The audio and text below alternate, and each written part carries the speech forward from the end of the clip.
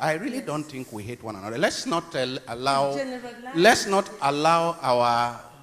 our leaders make us believe that we hate one another. We really don't hate one another.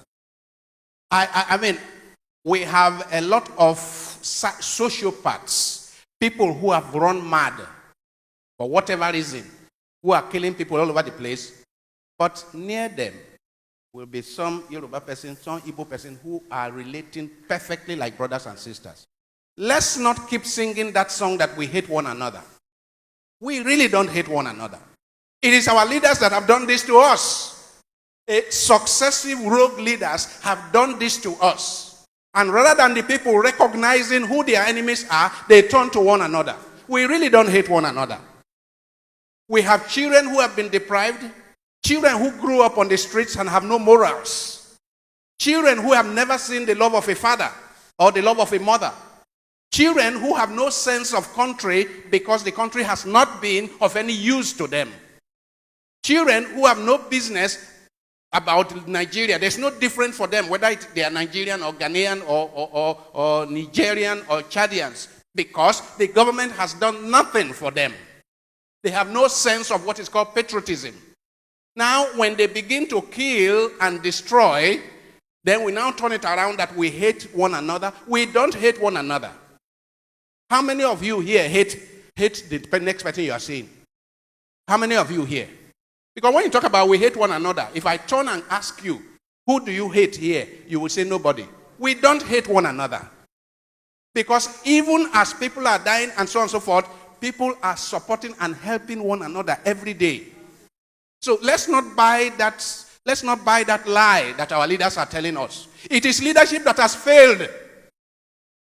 We don't have mutual hatred for one another. Leadership has failed. People are living jungle lives. In the jungle, what do you get? Cheating and killing and stealing and so on and so forth. A lot of things, I mean, just as they say, we are all very corrupt. We are all very corrupt.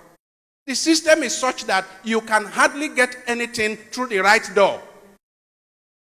And so if you are driving a jalopy, a tokumbo or whatever, and then the police stops you with a gun, and you say the person is corrupt for giving 500 naira so that he can pass, is that really corruption or extortion?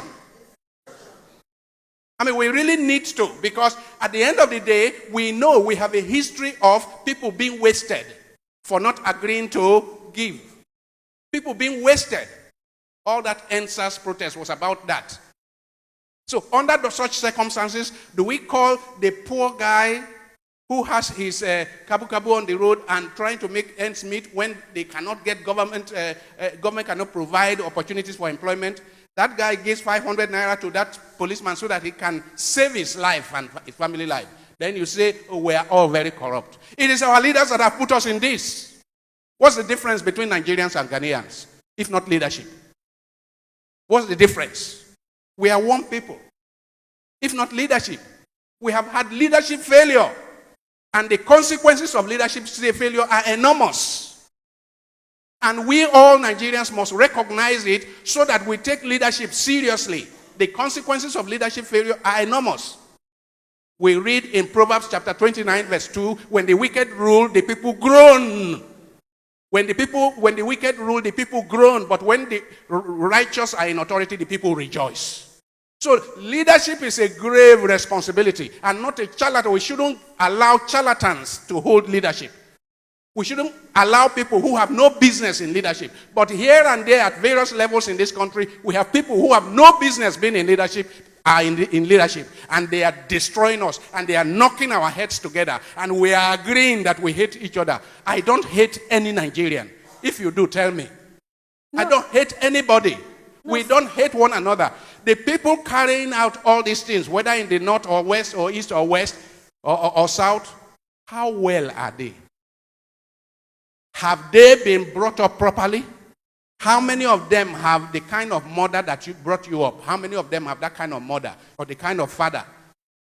The father I grew up with, up for 17 years, who sits down with me and chats with me, a lot of the proverbs I say in this church, I heard from my father. And that tells you the amount of time I spent with my father. How many of those people had had a 1 hour in a year with their father, sitting down and chatting and discussing life.